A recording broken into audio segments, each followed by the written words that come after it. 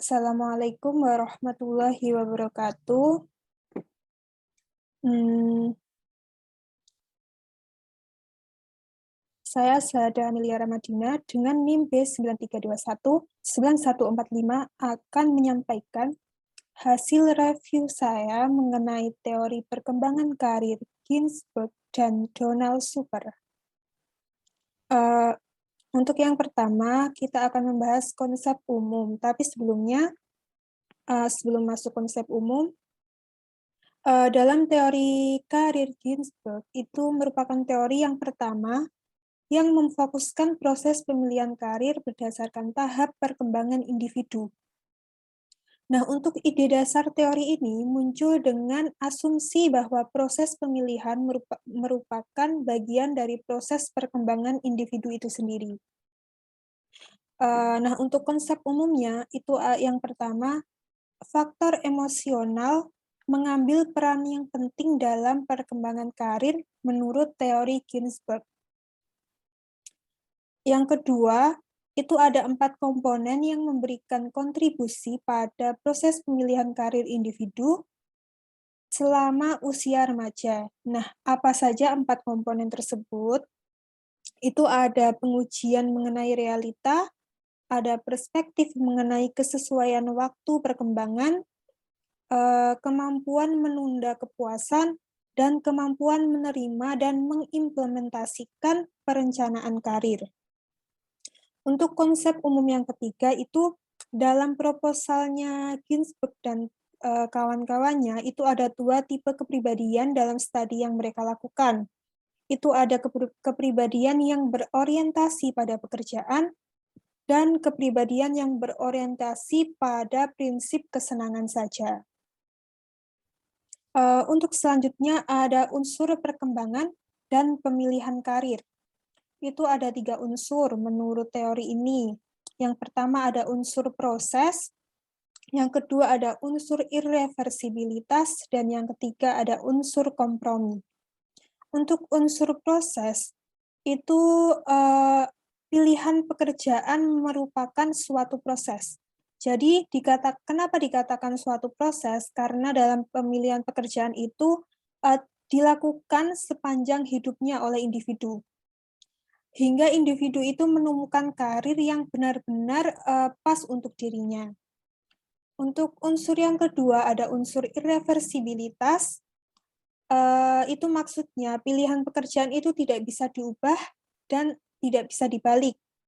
Maksudnya setiap masa perkembangan yang sudah dilewati individu itu tidak dapat dikembalikan lagi ke masa tersebut untuk memperbaiki pilihan karirnya. Yang bisa dilakukan oleh individu itu memperbaiki pilihan karirnya di masa perkembangan selanjutnya. Untuk yang ketiga ada unsur kompromi. Nah, unsur kompromi ini, pilihan pekerjaan itu merupakan kompromi antara faktor-faktor yang dapat mempengaruhinya. Itu ada faktor minat, faktor kemampuan, dan nilai. Nah, faktor-faktor tersebut itu digabung menjadi satu, terus pada akhirnya memberikan kontribusi pada tiap individu. Individu tersebut dapat memilih karir yang pas untuk dia. Untuk yang selanjutnya, kita akan membahas tahapan proses pemilihan karir menurut teori Ginsberg. Itu ada 3 tahapan, yaitu masa fantasi, masa tentatif, dan masa realistik. Untuk masa fantasi ini berlangsung pada individu dengan usia sebelum 11 tahun. Itu usia anak sekolah dasar SD. Nah, anak-anak itu mulai mengembangkan karirnya melalui permainan-permainan yang mereka lakukan. Seperti misalnya ada anak-anak yang bermain dokter-dokteran, bermain mengajar gitu jadi guru, atau masak-masakan jadi koki, seperti itu. Dan pandangan akan sebuah pekerjaan hanya berada dalam khayalan mereka. Dan di masa fantasi ini, pilihan pekerjaan pada masa ini hanya didasari atas kesan yang dapat melahirkan kesenangan dan kepuasan buat individu. Untuk yang kedua ada masa tentatif. Nah, masa ini berlangsung pada individu yang berusia 11 sampai 17 tahun atau usia SMP sampai SMA. Dalam masa tentatif ini mengklasifikasikan dalam 4 tahap. Yang pertama ada tahap minat, tahap kapasitas, dan tahap nilai, dan juga tahap transisi. Untuk tahap minat itu berlangsung pada usia 11 sampai 12 tahun. Di tahap minat itu cenderung melakukan aktivitas hanya sesuai minat dan kesukaan individu saja, tanpa mempertimbangkan faktor-faktor lain. Terus di tahap minat ini, pilihan karir tidak jauh dari profesi orang tua.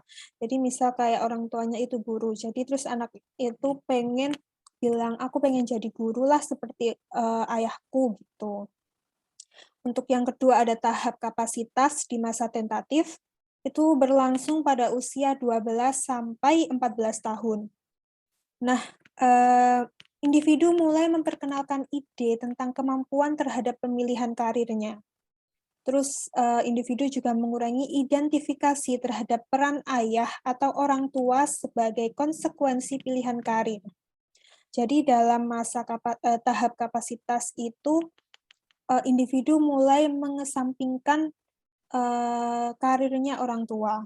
Jadi yang di masa minat di tahap minat tadi tidak jauh dari profesi orang tua, tapi di tahap kapasitas sudah mulai melepaskan profesinya orang tua. Untuk yang ketiga ada tahap nilai, itu berlangsung di usia 15 sampai 16 tahun. Di tahap ini mulai memikirkan bagaimana memberikan pelayanan pada masyarakat. Jadi individu sudah mulai memikirkan masyarakat luas atau orang lain. Dalam tahap ini juga mulai menyatukan minat dan kapasitas yang dia miliki. Terus muncul konsep tentang gaya hidup dari masing-masing profesi yang berbeda. Jadi individu itu sudah mulai mengetahui bagaimana gaya hidup dari profesi satu dengan yang lain. Untuk tahap terakhir dari masa tentatif itu ada tahap transisi, itu berlangsung pada usia 17 tahun. Individu mulai dihadapkan pada kenyataan bahwa perlu bagi mereka untuk membuat keputusan karir yang bersifat segera, konkret, dan realistis. Dan individu mulai mengisyaratkan untuk menguji cobakan kemampuan yang mereka miliki. Mereka juga mulai mempelajari banyak dan jenis persiapan dalam memasuki dunia kerja. Selain itu, individu di tahap transisi ini juga mempertimbangkan gaji yang diperoleh dari suatu pekerjaan.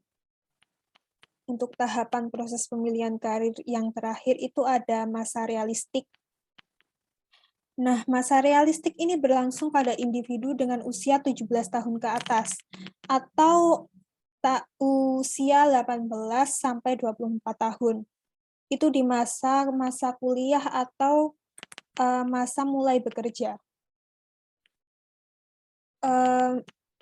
Di masa ini, orientasi minat, kapasitas, dan nilai yang dimiliki individu itu terhadap pekerjaan akan direfleksikan dan diintegrasikan secara runtut dan terstruktur dalam kerangka vokasional atau kristalisasi pola-pola okupasi untuk memilih jenis pekerjaan atau memilih perguruan tinggi yang akan mereka tempati. Dalam masa realistik ini juga ada tahapannya seperti masa tentatif, tetapi di masa realistik ini ada 3 tahapan, yaitu ada tahap eksplorasi dan tahap kristalisasi, dan yang ketiga ada tahap spesifikasi. Aplikasi teori Ginsberg dalam bimbingan konseling karir. Nah, implikasinya itu apa saja? Yang pertama itu konselor atau guru BK membantu menginformasikan mengenai karir atau pekerjaan kepada siswanya. sehingga siswa mampu mengenal berbagai jenis pekerjaan dan pola karir yang akan mereka pilih setelah menyelesaikan pendidikannya. Biasanya ini ada di jenjang SMA. Terus yang kedua ada pengenalan terhadap minat dan kapasitas yang dimiliki oleh siswa. Yang ketiga ada mengukuhkan pilihan karir individu yang telah diambil.